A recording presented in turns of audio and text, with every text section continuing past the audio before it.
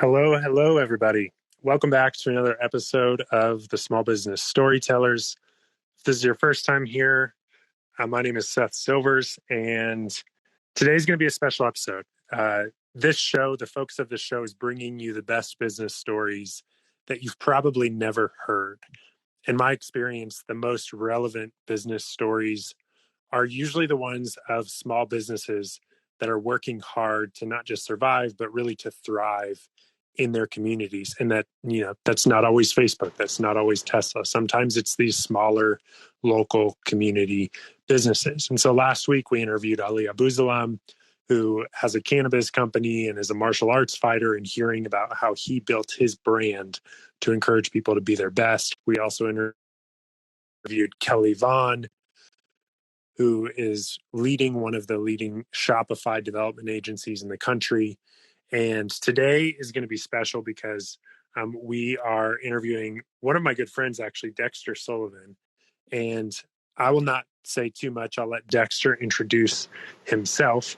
But today we're going to talk about a really important topic that I think needs to be talked about. And that's why I love this platform of Fireside, because this is a place where we can have productive conversations on some issues that aren't always being talked about. And so we're going to talk about the city of Detroit today, but more importantly, we're going to talk about what Dexter is doing right now to see transformation happen in that community. So I want to welcome Dexter to the stage. Dexter, how are you doing? Seth, what's up, man? I am doing well. Thanks for having me on the show tonight. Yeah, absolutely. And this is your first time using Fireside, isn't it? This is my first time, and it's pretty stinking cool. Yeah, it's fun. You'll probably see some claps, hear some claps and some reactions from our friends. And if you're viewing this on the global streaming link, then you can request to get on Fireside. But for now, you can view this on any device through that streaming link. And so welcome to everybody who's tuning in. Dexter and I's path crossed in college. Dexter grew up in Detroit. I grew up in Fort Collins, Colorado. So we grew up in pretty different communities, and we've remained really, really great friends since college. And more than most of my friends, Dexter has been somebody that in times where I've just honestly been observing things happening in our society and even happening around me, that I've just recognized, like, this is that what people are going through is different. What other communities are going through is different than the community I grew up in. And so, Dexter, you've been helpful for me over the years in kind of reframing my perspective on so many issues, and honestly, just so many challenges that communities around the country are facing. So first off, I just want to thank you, because I think you have a gift for helping people to understand what's going on. So thank you. Thank you, man. I think that is shared, and there aren't any bad experiences, and I wouldn't even say solely good experiences. There are just experiences that we all learn from. So when we mix it up, we can all grow and become better. Yeah, absolutely. So Dexter, I want to give you a chance to introduce yourself and just give us a little bit of context for what it is that you're doing right now. And just for anybody in the audience, we're probably going to be diving into Dexter's story for about the next 20 to 25 minutes.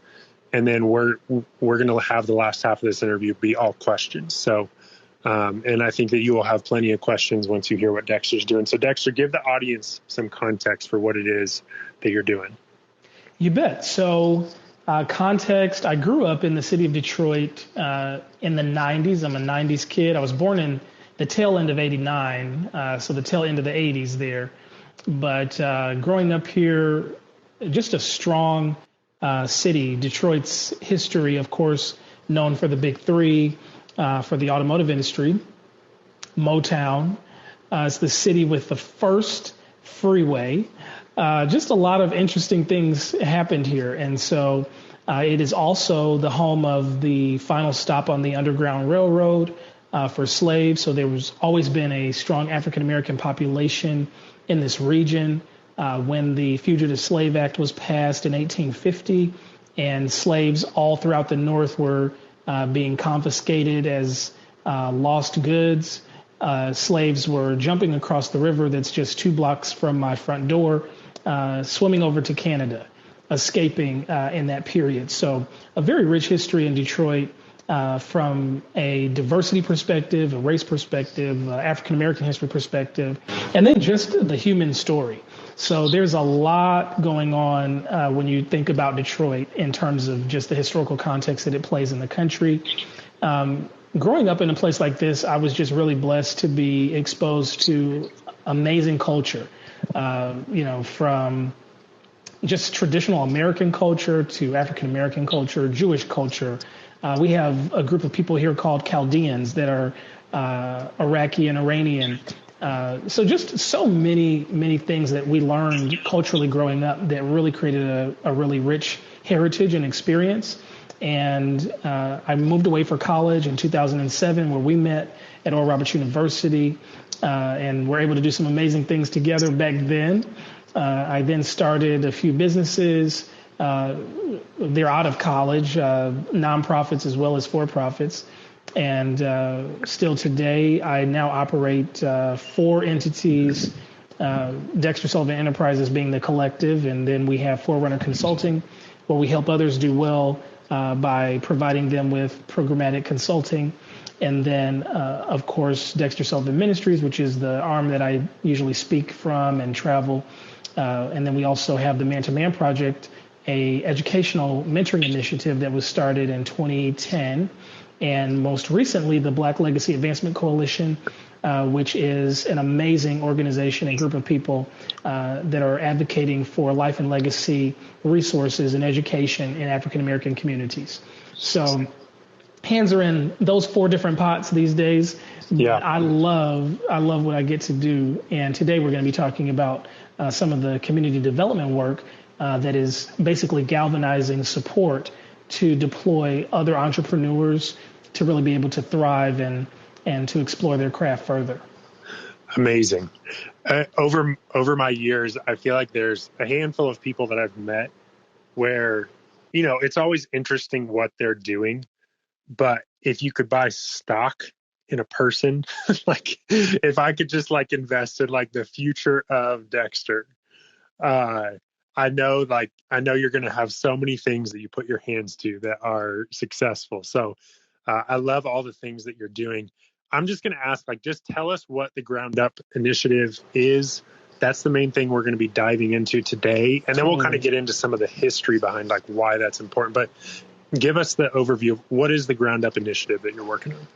Yeah, so the Ground Up Project is a community development I call it a reinvestment project. And so we are basically investing what we call business incubators into challenged neighborhoods and creating settings where people can thrive in a place where they're not expected to. And so we are standing up a building in that neighborhood. It's a dilapidated building in 1967. The Detroit Rebellion, also known as the Race Riot, there were race riots breaking out all over the country. That's this period of time between 67 and 68 that Martin Luther King was assassinated, and a lot of things were going on in this country. And Linwood Avenue was infamous to the civil rights movement and to Black culture. It was also the home of Jewish businesses, Asian American businesses, Italian businesses. It was a very diverse area. And also a number of Motown executives lived in this neighborhood. There are survivors today that tell me the stories of the laundromats and the movie theaters and all of the businesses, doctors' offices that pervaded those streets. Today, it looks like nothing like that was ever there. There are very few buildings. Those that are still in existence are falling apart. And the building that we're actually going to stand up doesn't have a roof on it. So a lot of challenges over the last 60 years in that neighborhood. One of the reasons that we've selected that area is to really be able to turn the tide. There's a number of reinvestments going on in the neighborhood, people moving back in.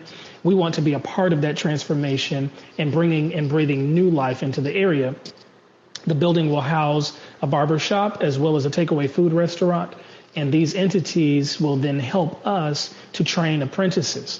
So we will have an apprenticeship program where we staff the place with individuals that don't just want to cut hair and cook food, but those that want to own their own restaurant and own their own barber shop. And for 2 years, they will apprentice with us as they are working and serving patrons rather in the business. They'll be learning business development skills, entrepreneurial development, coping skills, mental health strategies, entrepreneurship 101 from seasoned professionals and those that have done it. And they'll also be receiving engineering skills to prepare them to facilitate their own space. So a number of things going on there, but we want to have a multi-layered approach where people are not only being stood up to own and operate, but they actually are getting all of the training and the services that they need to be successful, so that they're set up with lending, set up with financing, and set up with the tools that they need to be long-term success. Which is amazing. I'm curious, who do you imagine joining this apprenticeship? Yeah, so we already have some plans for that. In terms of the people that are joining, do you mean our apprentices? Yeah, the apprentices. Like, is this kind of like your first one is in Detroit. Can anybody from anywhere apply to this? Is this something that people outside, like they graduate college and then they're jumping into? Is this like, help us understand, like, who's the ideal members for an apprenticeship like this? Absolutely. So we're focusing right now on young adults in Detroit. And our target age for that bracket is actually 18 to 25. And so we're looking at high school graduates, not particularly those that have pursued higher education to go on a more traditional path, but maybe these are individuals that are not college bound per se, but they are entrepreneurial bound. And so we'll be taking applications for those that intend to be apprentices. There will be a rigorous selection process. For the restaurant, there will actually be a competition for those that have a desire to own their own business. They will have to present a plan for that business. We already have a owner-operator of the barbershop, Marcus Brown, who will be supporting us in that space. And so anyone that is actually apprenticing will already have to have a barber's license. We have some contacts for that if people are interested in going that route as well. Right. So, I mean, initially, you're creating a program for members of potentially underprivileged communities that just don't have the access that maybe other places in the country do. And then you're teaching them the skills that they need to create value on their own. It sounds like in the conversations you and I have had, that's been a big focus, is teaching these individuals how you can create value for your own life. Tell me more about why that is so important in your perspective for a community, specifically like Detroit and like this neighborhood you're working in. So many of the people that we work with and so many of the people that we serve, and when I say that, through the Ground Up Project, the Black Coalition is one of the partnered organizations, as well as the Man to Man Project. We've worked with young people for years, and a lot of times they don't have an even playing field. So they are starting out in what measurably are looked at as disadvantaged or under-resourced communities. So in that predicament, you want to encourage someone to pursue higher education, pursue a greater income, pull yourself up by your bootstraps. We've all heard that. But sometimes there are no bootstraps. And so we want to help create that by providing access, by bringing resources into a community that has a very high crime rate, a very high poverty rate. If you look at the crime statistics, you will see sex offenders, you will see battery incidents in the area. It is not an attractive area where traditionally you would be saying, let's make an investment and put business here. This is not a sexy investment, it's a necessary investment. And so we understand that the work is doubled then. Some people would say, well, why don't you just bring them outside of that environment and be elsewhere? Well, if you do that, we'll continue to have the same blight problem and the same non-recovery problem where the neighborhood goes into further disarray. The city of Detroit actually just held its State of the City address this week, and Mayor Duggan was sharing a number of the efforts that have been stood up over the last few years and the transformations that are happening with expunged records for former criminals and the transformations that are happening. We also are targeting past offenders that they have paid their time, served their time, recovered, proven, have a mental health recovery on record, and are prepared to then be resourced. And so as you are positioning people like that, a lot of times there are limitations. There are jobs that they cannot do. Well, barbering is something that they can do. Serving and preparing and getting a food handler's license is something that is possible. And so these are resources that are needed by everyone. Everyone is going to have to groom at some point. Everyone is going to have to eat. And so we're targeting ways that we can begin to build value that are anchors. These are pillars of society. These are things that are not going anywhere. And they're things that we can do to make a dent. Right. And that all sounds really hard, like you're saying. Like it sounds like, I mean, pretty much what you just described is, hey, we're starting a business in a community that is, there's not so many positive things going on right now. A high crime rate, like nobody would like pick all of those demographic areas when recommending like where to start your business and to start your initiative. Right. And I think the tendency is when people are growing up in communities that maybe are not as promising or don't have the same amount of opportunities, it's like, okay, well, you got to get out. You got to go to another place. You got to go to another city. That's why 1 million people have moved away from Detroit.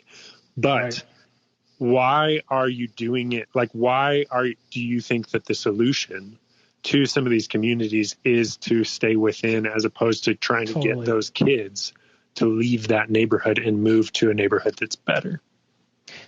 Absolutely. So 2 things there. I would say natural resource and fight or flight. So first, we know that in the world, there are places that they are deserts. It looks like there's nothing growing there, nothing good there, nothing valuable about the property. It's a desert. But what is under the surface? A lot of times in the desert, there's going to be oil rigs that are set up because there is good way below the surface. But you have to do fracking, a lot of digging, and it costs to make that investment. But the outcome and the win is worth it because the gains will far surpass the investment to break that ground and to begin to mine for those resources. So in a similar way, we are noticing the natural resource of talent, the residential property values that are extremely low. Detroit has some of the lowest property values in the country and some of the highest insurance rates in the country. So yeah, tell us a little bit more about that and kind of how that's impacting communities in Detroit. Yes. So for instance, in the city proper, we are 532,000 residents strong. And this is a city that was built for 1.3 million people. So you are looking at a drastic decline of individuals that are no longer living here for generations. And it has created a blight pandemonium where you have a increasingly dangerous amount of residential property, commercial property that is not inhabited. And that property a lot of times is confiscated by squatters. And you have people obtaining the property with no legal rights. They are abusing the property, stripping it for copper, stripping it for electricity, wires, cables. And so all of that costs. So it makes the city less inhabitable, less livable, where you have to do an insane amount of repairs to get things back up to value. We are reaching a tipping point where 2021 is the first year that in the last 50 years, we are seeing the population actually rise in the city of Detroit. People are coming back. So people are beginning to notice, wow, there really isn't an opportunity here for us to get involved. And houses, people will remember this, years ago, houses, and they still are in extremely bad areas, houses are still going for $1,000. And you can get a lot of property here for next to nothing. Some residents have been able to obtain property in getting an entire lot that's adjacent to theirs for $100.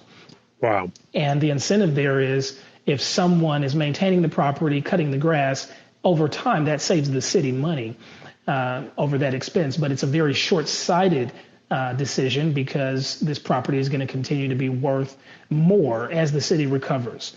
In 1968, my grandmother was a student at a community college here in Detroit, just after the race riots. What you had following that was what was called white flight. And Detroit was a very mixed city at the time. People lived in their areas, so it's always been segregated, but there were multiple races. Detroit is one of the blackest cities in America today. At that time, it was not. And white families left the city in droves, and they left their homes, their businesses. They sold if they could. Why? And they were afraid. They were terrified of what was coming and what could happen. And that was like country. in response because of all the riots going on? It was about a 10-year process. In Detroit, at least, it was probably a 7 to 10-year process. So Detroit had Mayor Kavanaugh at that time. We then had our first black mayor, Mayor Coleman Young, in 1974. And if you have not done any history on Coleman Young, it would behoove you to do a little research. You could learn a lot about kind of the progressive politics of that era. But Coleman Young was an experience. He was just a very colorful leader. And in that process, people have different views on it. But that really was kind of the last stand where whites really left the city for good, and they didn't come back for another 40 years. And they took their businesses and their profits and their investment with them, and it transformed the city forever. How did that make an impact on the city? Yeah, I think it's two things. It is not understanding the value of working together, and it is the danger of isolation. So there are statements on record where Coleman Young told white people to beat it and to get out of town and to let black people run Detroit. And they did that, They didn't have to stay, and they saw other opportunities, and they moved. And that really caused us to lose a lot of momentum. Here in the city, it set us back a generation where we were at one point the wealthiest city in America. We became the first and largest, I should say, city to ever go bankrupt in America. And those are things that are just extreme opposites. I can still drive by, and I don't want to paint such a grave picture of Detroit, because there are some amazing things happening, and I want to get to the good part. But I think we're still just kind of setting the tone for people to understand the dynamic. But one of the reasons that we're doing this, Seth, is that there is that sunk cost element. We've gone as low as we possibly can, and things are now rising. And you have to have vision. You have to be able to see it. And so we are trying to set the tone by creating this Black Legacy Advancement Center in an area that has not yet been gentrified, and setting the tone and inviting people that are living in the community and families that live outside of the community to come back, to reinvest, to set up their tent, and to commit to rebuild Detroit. And we want to do that authentically to the historical Detroit that is Detroit. A lot of times when cities go through transformations, the history is rewritten. People are removed forever, and they never get a shot. You see all of these corporations making pledges for billions of dollars in funding to go specifically to blacks and minorities. And people may say, why is that happening? Well, it is proven that on record, it is a lot more challenging for an African-American person that has the credit, that has the cash on hand. It's a lot more challenging for them to break into general institutions that would finance them in either owning a business or purchasing real estate assets that are going to stand that business up. And so we work with organizations like the National Community Reinvestment Coalition, led by Bob Dickerson, who's one of our board of advisors, a brilliant gentleman doing amazing work that makes sure they have ensured over the last, oh my gosh, I don't know how many years it is now, 40 years, that I think over $68 billion has been able to be funded into black communities nationwide. And those things are important, because if you have never had access and you literally lived in a system that was built on exclusivity, primarily instituted on race from the times of slavery, and that was allowed to be perpetuated through Jim Crow and then later through Dixiecrat politics and different things of that sort. When you have that kind of a rhythm that is moving in the country for generations and hundreds of years, it's not just undone because someone said we should do it. And so what we're seeing now is really a massive challenge to the ethos and to the thought construct behind the division that keeps us away from diversity, equity, and inclusion. And you have people now that are fighting for that space, for that to actually be realized. And the opposition to it is not to be surprising to us. It is historical. People do not like change. It is uncomfortable. And especially if the status quo has worked well for you, for someone to disrupt that is always going to be problematic. So we have to recognize kind of what is the perspective, what is happening, and how do we get from here to there. And I think with the Ground Up Project, it's one of those ways that we're ensuring that the African American community still has a voice in their community and a place that has been near and dear to them for so many years. Right. Yeah. And I think that's so important. And even as you shared with me, like, Detroit isn't the only place where there's going to be these incubation centers. Like, your vision is to have, 10 of these in 10 communities around the country. And so I'd love to know, like, tell us a little bit about what's good. Like, we've framed what's happening in Detroit, but tell us what is good that's happening in Detroit. Like, tell us about the transformation that is happening. I'll go back to a point that I didn't finish about my grandmother, who is 88 now. But when she was in community college back in the 60s, one of her instructors said, what you're seeing is historical. People leaving a city in droves like this is going to be monumentally devastating.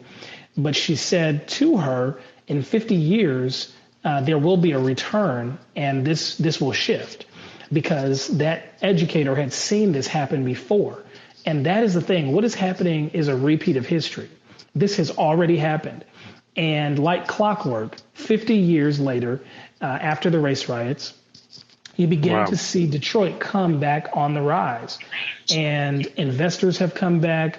All kinds of companies, builders are putting up new buildings. An area that we're looking at, they just put in a $22 million development at an intersection that has totally transformed that neighborhood.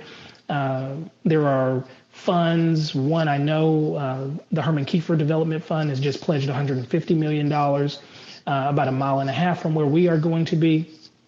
It is also making it challenging for just everyday citizens to purchase property because then you have moratoriums that are being set on who can buy and who can own. So in the change, it's good and it's limiting. We have to navigate that and make sure that we are not excluding people from the change and from the opportunity.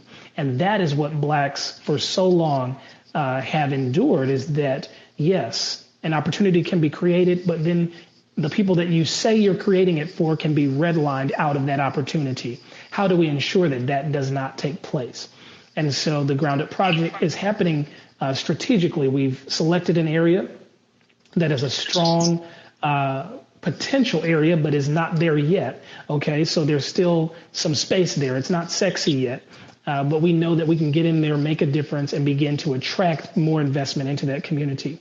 So the second phase, after we stand up a building, we're going to purchase additional homes, and we are putting together a real estate development team that will invite others to purchase, to rehab, and to renovate and sell and rent properties in the neighborhood so that we increase the land density and the population and the impact. And you have a stronger footprint. The more ownership you have within that geographical landscape, the more that you ensure that the community is built in a way that you can sustain. And so that is what we're moving towards. Yeah. Yeah. So we have one question that came from the audience, actually, from one of our college buddies, Evan Herman. And he just asked, like, why are people wanting to come back? Yeah, Evan, that's a great question. People are coming back, in my opinion, because the city is the new suburb.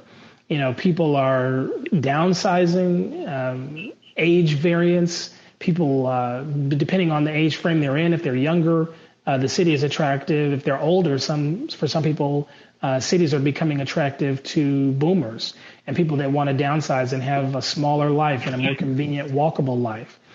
We were just voted to have the best riverfront in the country, and I would agree with that. I ride my bike on the riverfront every day that I can when there's good weather, and it is absolutely an amazing experience. We've got miles and miles of riverfront bordering Canada. It's one of the most beautiful riverfronts I've ever seen. Then you also have tremendous restaurants that are coming in town, so that is extremely helpful to people feeling supported.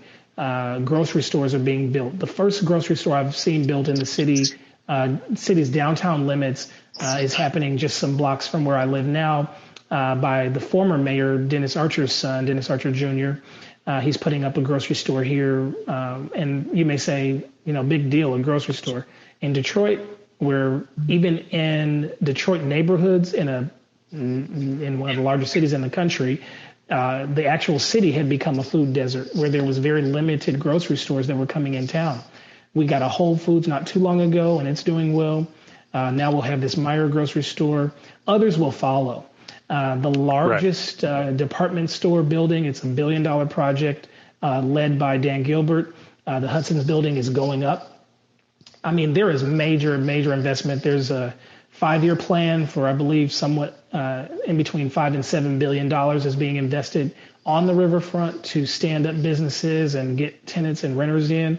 The city is being transformed. So people sniff that change. They can tell that it's coming, and they want to be a part of it. Yeah. And there's also still an opportunity to buy property, to invest, and to get a significant return.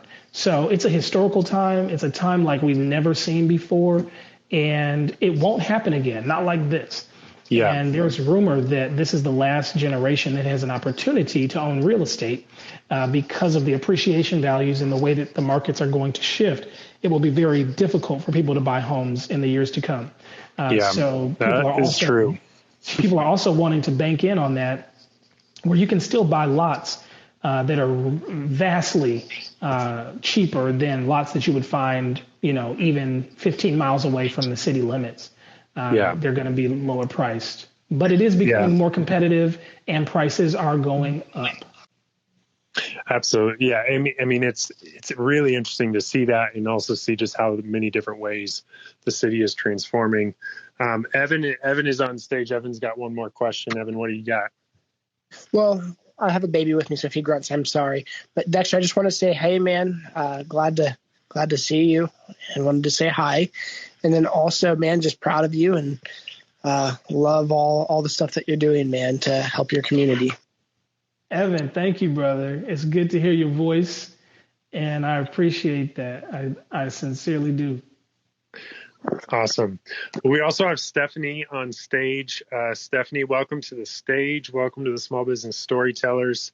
Would love to open it up for what question you have for Dexter. Thank you, Seth, and another great show and great interview by you. Thank you for the content you are producing here. And Dexter, what a pleasure to virtually meet you here and understand more about the Ground Up Project. And I did have a question for you. Absolutely. So it sounds like so much of what you're doing, it's really quite interesting. You're creating, I feel like what I'm hearing is the possibility of the Ground Up Project creating a model that could potentially be replicated across other vulnerable communities in the United States. Are you thinking that way? Are you coordinating with other organizations that are doing some similar work? I mean, I'm hearing the potential for some modeling here. You're right on. That is our plan. We have a 10-city plan, and our first project in Detroit is the pilot. We want to get that one well-oiled and rolling. And once that is in place, we plan to scale this to several other cities, mostly where we have board presence and individuals that could be responsible for making sure that everything is held to the standard that we desire it to be. But that is absolutely the plan. Dexter, so Stephanie has an awesome show that she's building on Fireside called This Is What I'm Saying. It's I mean, if you look at her profile, she says she's a slayer of disinformation. So I'm curious, Dexter, like what areas, I guess, what aspects about what you're doing with the Ground Up Initiative do you see that people just have like wrong information, or they've been fed disinformation about like what it actually looks like to renew a community or a neighborhood that's been dilapidated? Like, can you speak a little bit to that, where there's maybe some misconceptions or disinformation out there? I think one of the biggest areas, Seth, where we see disinformation is people that have not experienced it for themselves. So that's one of the things that we are trying to do better in storytelling, is that we allow people from the community to share their stories. Detroit has been notorious for crime, for violence, and for negative history, but there are so many amazing things that outshadow all of that. There's a lot more good than bad that goes on here. People may get the idea that citizens are not motivated. That's not true. They might get the idea that Detroit is only black. Well, if you look at the numbers and the stats, there are more people moving to Detroit from other races that are not black than any black statistic. So Detroit is becoming a re-diversed city. I think I just created that word there, but it's being made diverse again. Historically, the Goldberg neighborhood, which is probably about a half a mile south of where we are, was the home of King Solomon Baptist Church, where Martin Luther King held the Progressive Missionary Baptist Conference that housed the SCLC. Detroit is the place where he gave the I Have a Dream speech for the very first time. Well, that movement was definitely a black power movement, okay? There were a lot of black people supporting that. But towards the end of Dr. King's life, he was actually advocating for poor people and people that were disenfranchised of all races. And so a lot of these efforts that were led in the civil rights movement, they didn't only pertain to black people, they were also indicative of white communities. And so you see that representation in the city of Detroit, where white, black, Hispanic, Latino, Asian, people that are of African descent, so many cultures are coming back to Detroit. And it's really phenomenal to see that diversity and transformation as well. I think also people sometimes have the idea that Detroit is a poor city. There is a lot of money in Detroit. There are a lot of black millionaires in Detroit. There are a lot of people that are moving here, bringing money from other parts of the country because they see the opportunity. We're becoming a tech hub. I work in the mobility space with one of my clients during the day most weeks, and we're preparing for 12,000 jobs strictly in the area of mobility, the movement of people and goods. That does affect the auto industry, but a myriad of other industries.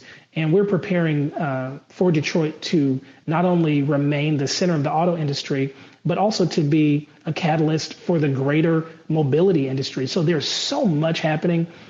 Just a couple of miles from where we'll be, they're putting in a superhighway, which will house a 40-mile corridor between Ann Arbor and Detroit for smart vehicles that drive themselves.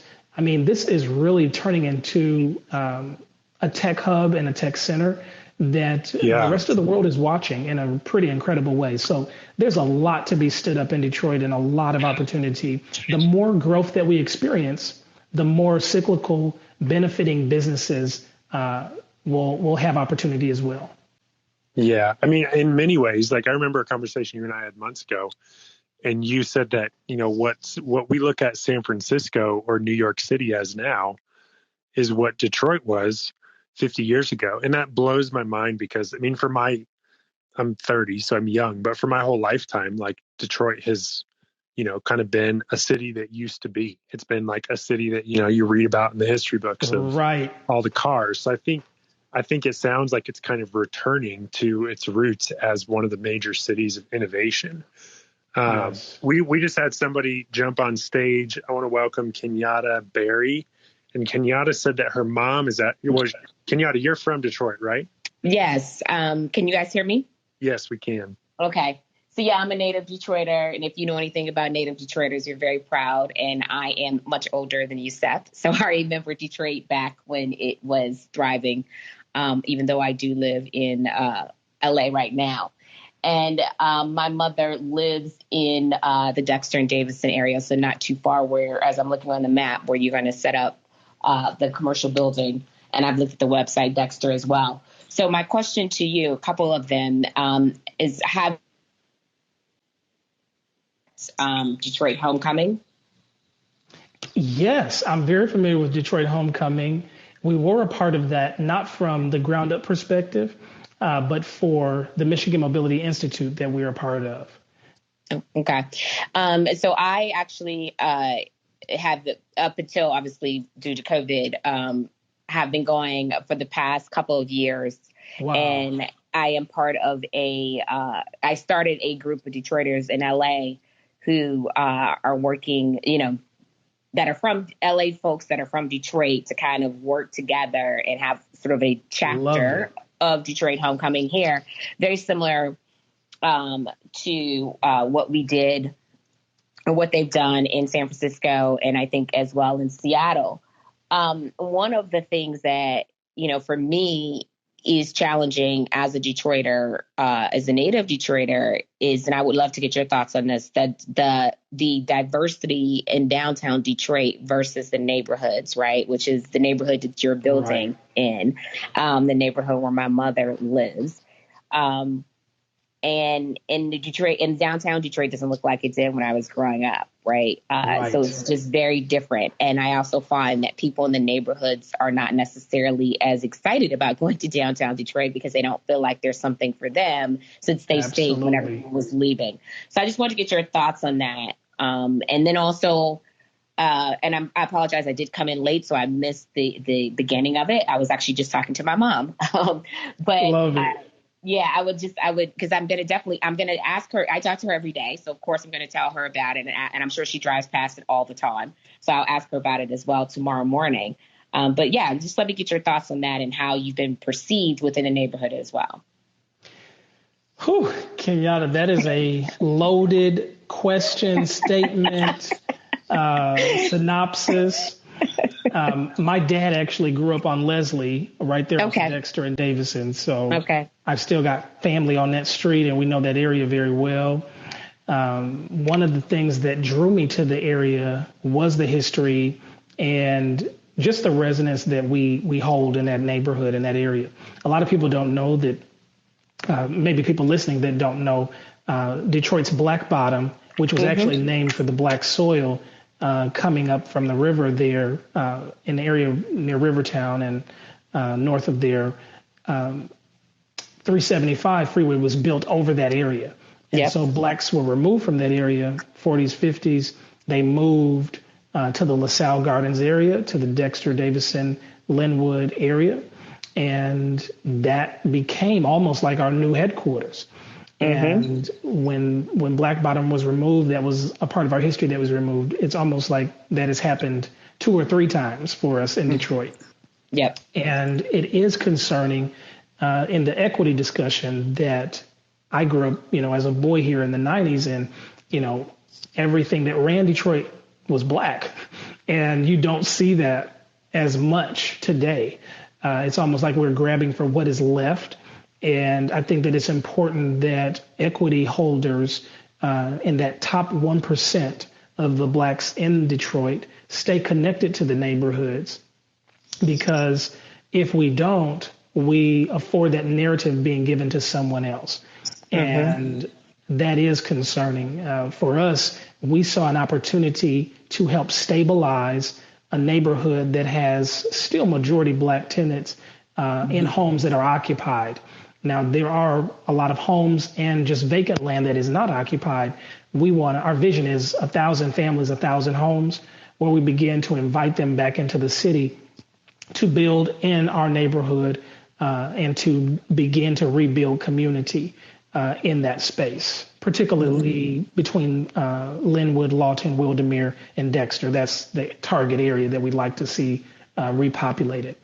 It is a large ask, and it is a long run there that we are anticipating. and very audacious. But we believe that that's one of the final frontiers. As people are looking at developing Detroit, there are a lot of plans.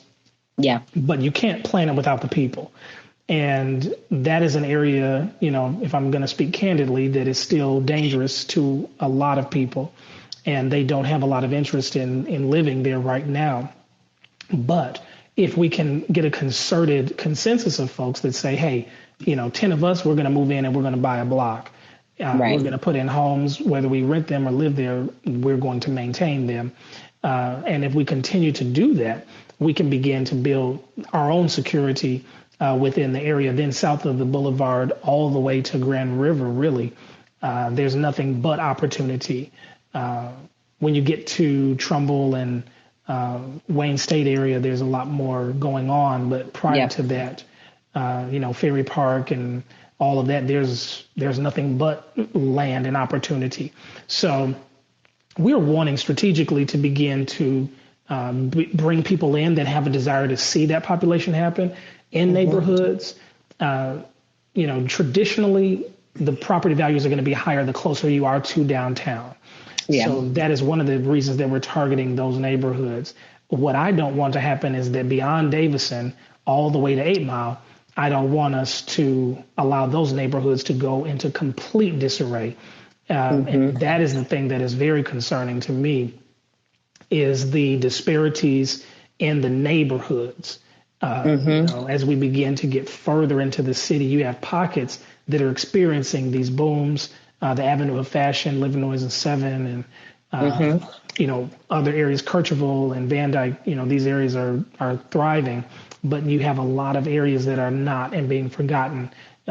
Streets like Greenfield and dealing with Grand River down that way. It's not as safe, and so we need a longer term strategy. Working with our city managers and district representatives to make sure that we don't allow all of the areas to fall into disarray, because you have 100+ neighborhoods. That's a lot of city. Right. I don't think people realize how large Detroit is. It's 120 plus square miles. Like, people don't, I think they were just talking at Detroit Homecoming, like how you could fit like San Francisco inside of Detroit and like a couple other places. And it just the vast, as you're talking about the size and all the neighborhoods, and I'm excited to see what you're doing, learn more about what you're doing, and just, looking at your site really quickly, and obviously, continuing to watch what you're doing in the neighborhoods, because I really love the area where my mom lives and where I grew up, and I love Detroit, and I want to see, even as you say, the neighborhoods are super important, and I want to see that type of vibrance, and for it to come back, and for us to create a space where the schools are better so families can move in, right? So they could want to live in these places. And Detroit has beautiful architecture. So I'm all about pumping up Detroit any way that I can, and, and what you're doing. And I appreciate you taking my loaded question, which I know you're not surprised. You're not surprised from a native Detroiter, because you know how we do. That's how we do. Yeah. I love it.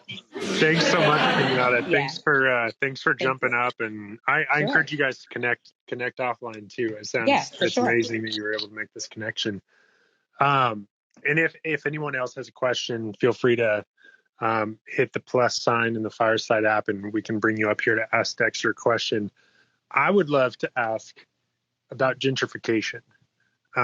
And kind of my background behind that is, I live in Fort Collins, which is a community that is fast growing, predominantly white. And, over the last, I would say 10 to 15 years, it's just been growing insanely fast and, growing with money. Like, just the housing prices are going up. And that's kind of happening in a lot of places in Colorado.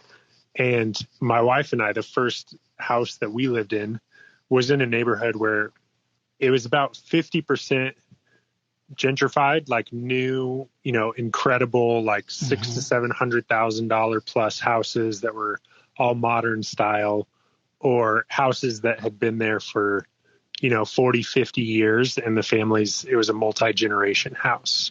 So that challenged me to just kind of begin to like look at, like I can see property taxes that are going up, which is going to make it harder for these houses that, these families that have been here forever. And I think it's really easy to look at broken down. Like I've been in a lot of cities that you kind of come into a broken down area and you see, a new development that's fairly gentrified. And you're like, wow, that's awesome that they put all this money into here. But I think sometimes that has unintended consequences is what I've learned. So I'd love to just like help me and help our audience understand, like, I guess some of the complexities of why gentrification is sometimes good and is sometimes not good for the community that it's in. Yeah, I think another, you getting the claps because that's another loaded big. Yeah, just explain gentrification to us, Dexter. It's easy. Well, by definition, it's a process of changing the character of a neighborhood through the influx of more affluent residents and businesses. So you bring in wealth and it shifts the narrative.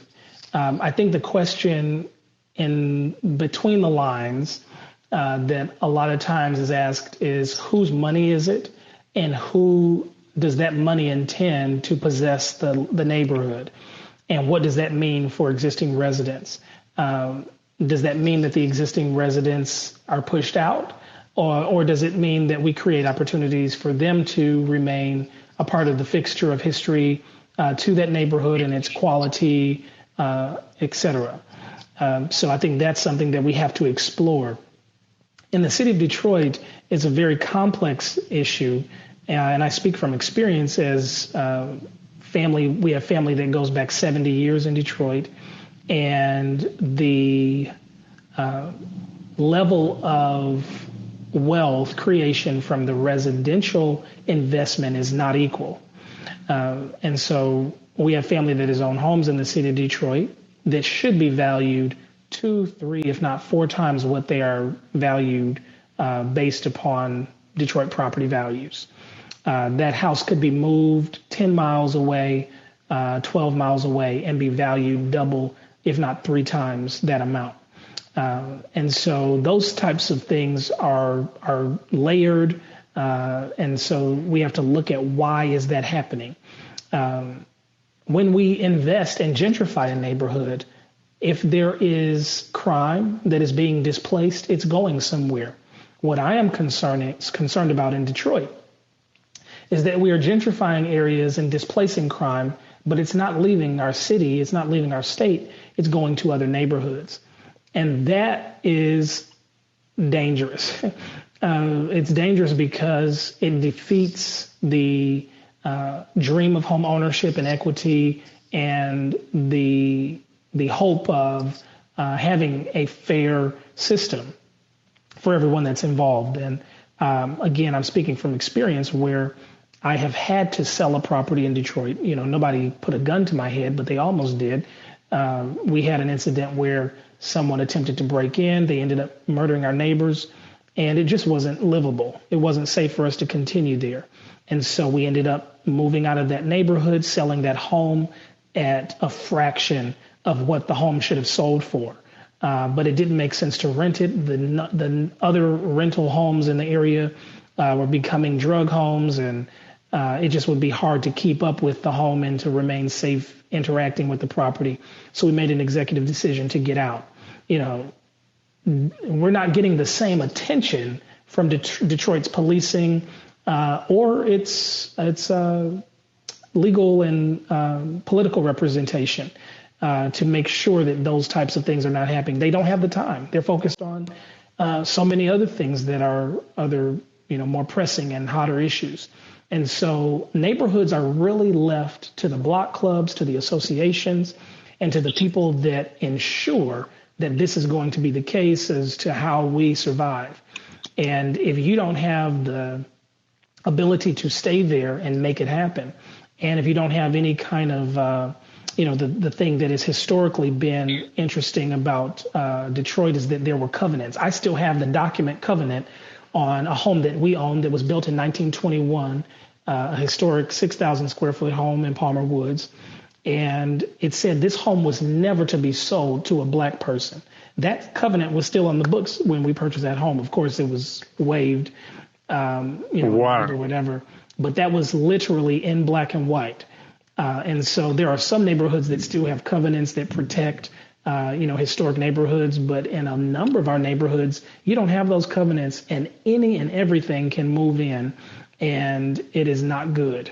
You have homes that are being rented for $800 a month from somebody that owns it in another state. They're not checking up on that house. They just want to see the rent come through.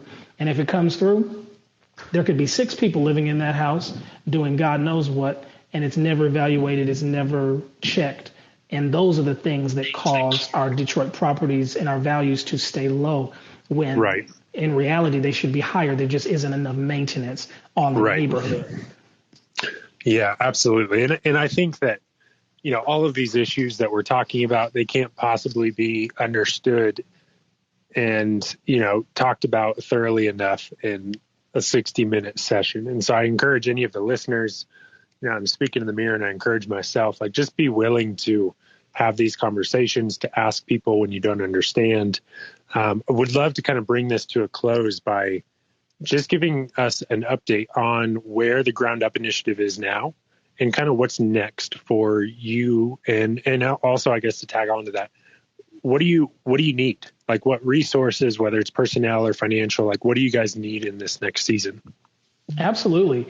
Man, I have a funny response. I'm going to say we need good energy, and that energy can come in the form of a post, a friendly post. It can come in the form of a donation. We just want good energy coming towards this project. We just launched a few months ago. Since then, we've raised $30,000, and we're so thankful for all of the people that have partnered to help make that possible. Our goal this month is to be able to secure another $50,000 so that we can make a final purchase of the land that we want to develop. And then the actual size of the project is around $3.5 million. And so we're working on raising that in stages. Now, that doesn't all have to be raised to get the building up. But we have multiple layers that they can get more information on the website as to kind of how that's going to be structured. But if people are willing to help us spread the word and get more people involved, every dollar counts. I celebrate a $10 donation as much as I do one for 10,000, and literally because they represent different things. I've had citizens of the neighborhood donate to me, not to me, but through me to the organization. And those donations mean the world because it shows that they have stake in their neighborhood. They have stake in the change. And so we want to create more opportunities like that. Tiffany Johnson, our head of training and development, is on, and she is also serving as our chief of staff for the organization right now in a double capacity. And Tiffany is just tremendous in terms of all of the vast resources that she brings to the table. But one of the things that we're doing with Tiffany right now is preparing our This Is Why I Black campaign, which will be happening here soon. And we'll be highlighting stories about why we are standing this effort up and all of the community work that we do. But we would love for anyone that's listening to visit us at theblack.co, theblac.co. And you can learn more about the organization, sign up for our mailing list, and just get involved. We would love to have you as a part of what we do as an ally, and maybe as a volunteer. So there are so many ways to add to the mission and to the cause. Well, Dexter, thank you. And I know that there's been, you mentioned earlier that a lot of times people just don't understand because they haven't necessarily gone through that. And I mean, I know there's been a handful of conversations over the years where I've been with you, and sometimes it's been in a bunch of different places around the country. And I've just said, I don't understand. I grew up in a middle-class community that I'm so grateful for, private education my whole life that I'm incredibly grateful for. But so there's some of these problems that are very real problems. It's I think it's important that we acknowledge when we don't understand something, and that we seek out those questions, that we are willing to call people up and say, hey, I see this going on the news.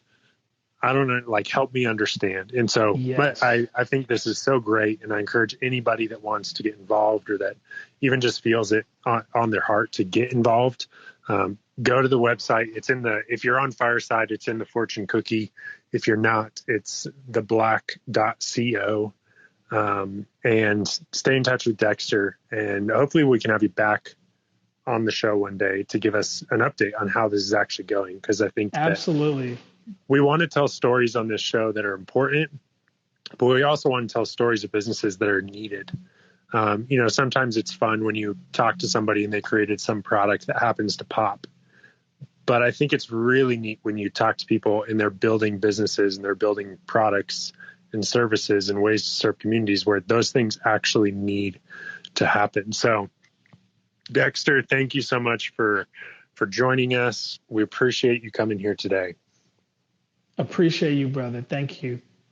Yeah, absolutely. And as we bring this to a close, anybody still listening or listening to the replay, our next episode of the Small Business Storytellers is going to be on Tuesday, next Tuesday, March 16th. And we're going to be interviewing Jamie Schmidt, who's the CEO and founder of Schmidt Naturals, which is one of the most well-respected natural product brands for women in the country, which she sold to Unilever and is now investing in similar companies. So that's going to be a wonderful interview. Again, I encourage you to check out Dexter's website and to get in touch with the amazing transformative work they're doing in Detroit. And we'll see you next time on the Small Business Storytellers.